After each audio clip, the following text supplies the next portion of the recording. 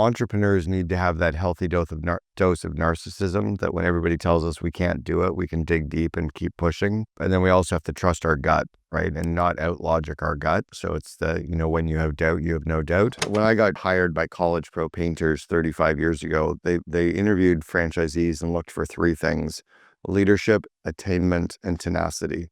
So leadership, the ability to lead yourself, lead others, lead bankers, lead suppliers, lead employees, right? The goal orientation was attainment, so driving towards that. And then the last is the tenacity.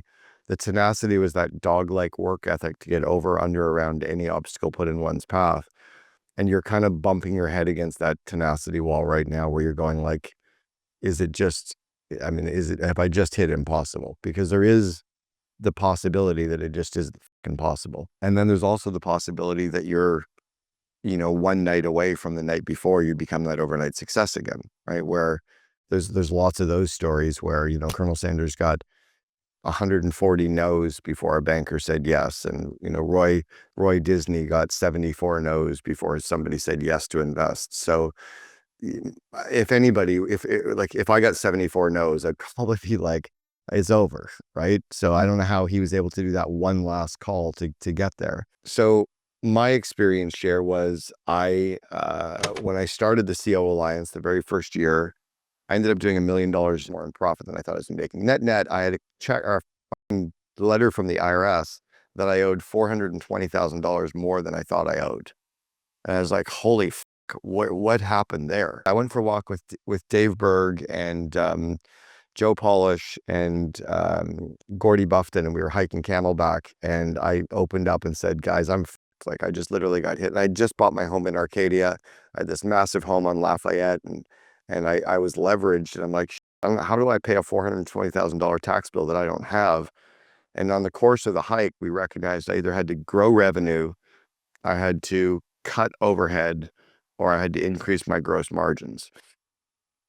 So on the 40-minute hike down Camelback, I came up with a list of 10 things I would do that were the easy to do, quick and dirty, didn't require other people or systems or money, of things I could do to grow revenue, increase gross margin, and cut overhead. And I just created a Word document when I got off the hill. I probably still have it. And just started doing them. And over the course of about 6 weeks, I'd turned the whole thing around, and I'd made enough money, and I was good. I was out of debt, and I was back and fine again. If you're the COO or second in command to the CEO of a company doing minimum $2 million in revenue, come check us out at COOalliance.com and welcome home. Have you done everything you can do to turn revenue quickly? Have you done everything you can do to increase gross margin? And have you literally slashed? Because when you close the business down, you're firing everybody. Are there still people left you should fire and try to keep it open? A client years ago, not a client, a friend, Michael Schneider from California, and he was doing digital marketing and building websites for a lot of the universities in California.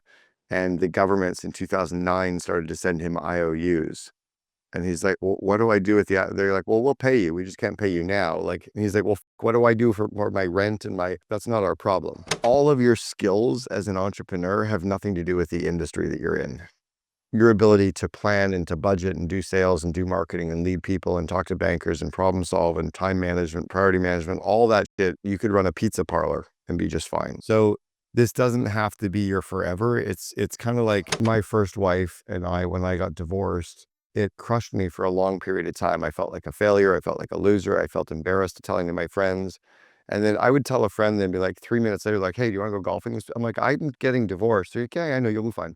Want to go golf? Like, they literally were like over it within a minute. Then I just looked, okay, marriage number one was a chapter in my life, like a very big volume of chapters in my life. It wasn't a failure. It was just a volume of chapters. If you have to shut this down, just do it in the way that you can at least pull the most fucking money out of it really, really quickly, right? And then take a breather and go have some vacation time for a couple months and take a breath and then go, okay, what's chapter 2? But I would treat it like a first marriage. Go read the book, Eat, Pray, Love, and start business number 2.